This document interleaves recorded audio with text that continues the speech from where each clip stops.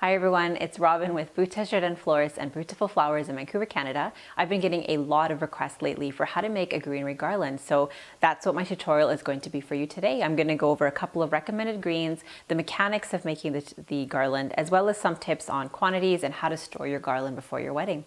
The type of green I'm going to use today is eucalyptus. Now there's a lot of different types of greens you can pick from. Eucalyptus is just one option. It tends to be used a lot in wedding garlands, I think, because of its really, really nice light green color. As we've talked about in other videos, this is a really good complement for lighter tones of your flowers. So it's a beautiful green, a really lovely shade. But like I said, there's other options for you as well out there. Eucalyptus probably falls in the middle in terms of price. It's not the least expensive green, especially now because it is trending. That does tend to pull the price up a little because of demand. So if you're open to other types of greens, don't think this is your only option. So there are many different types of eucalyptus, and the ones that I recommend for garlands are seeded and dollar. So seeded eucalyptus, this is one bunch here.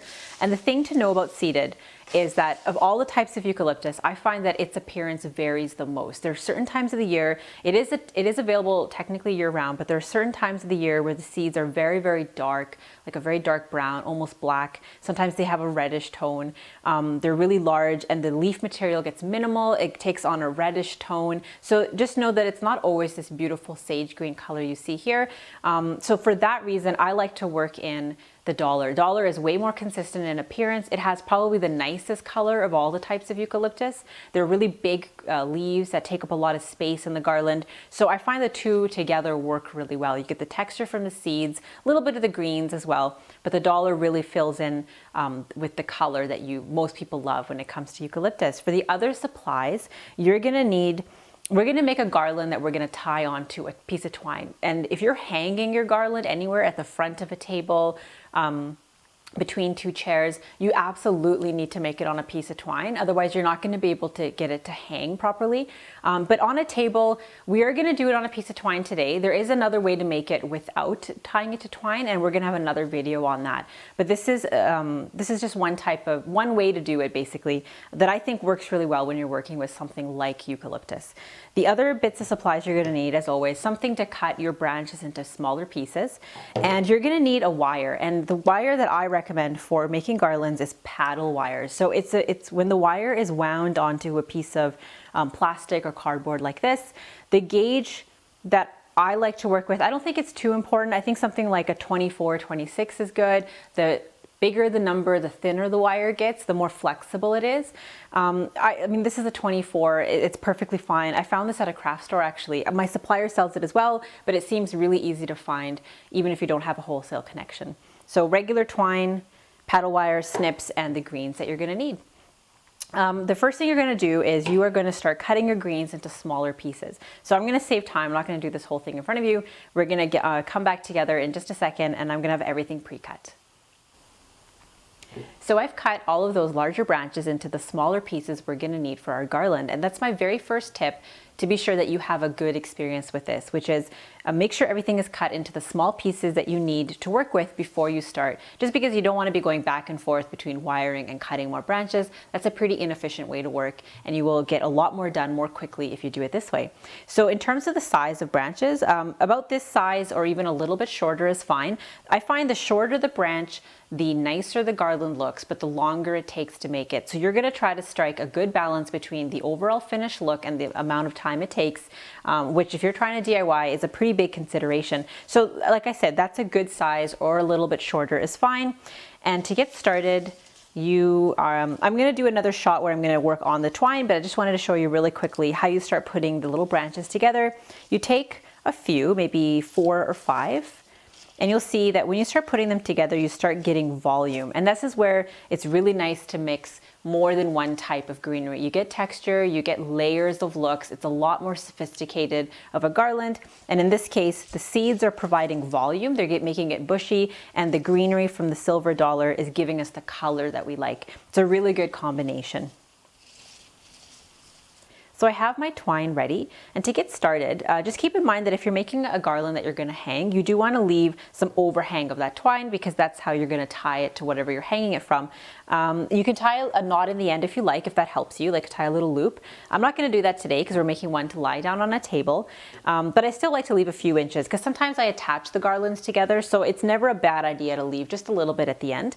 So to get started, you've got your cluster of little branches all together in one hand. You find a place on the twine near the end to start with. You get your paddle wire, and this is how you're going to attach it to the twine. So the nice thing about paddle wire is it's a nice little compact size that fits in your hand. You don't have to unwind a lot. You just do it a couple of inches at a time, and you can get it pretty tight, and you do want it really snug or else it won't stay on the twine. So there you are. It's attached to the twine. And it hides the twine as well because it's a bushy green. So all you do now is you get another little bunch of greens. I've got another one handy here. And you're gonna do the same thing, and you're gonna layer it on top of what you've already done because you wanna hide this part. You want it to look continuous. So you want to probably move it down here somewhere. And notice that I haven't cut the paddle wire. You don't cut it. It's a lot faster if you don't cut it. And you just keep moving down, because this kind of work is all about efficiency. Because if you're trying to do every single reception table you have, and you have a lot of rectangular tables, you're going to learn quite quickly that that can take a lot of time. So anything you can do to save yourself time is important.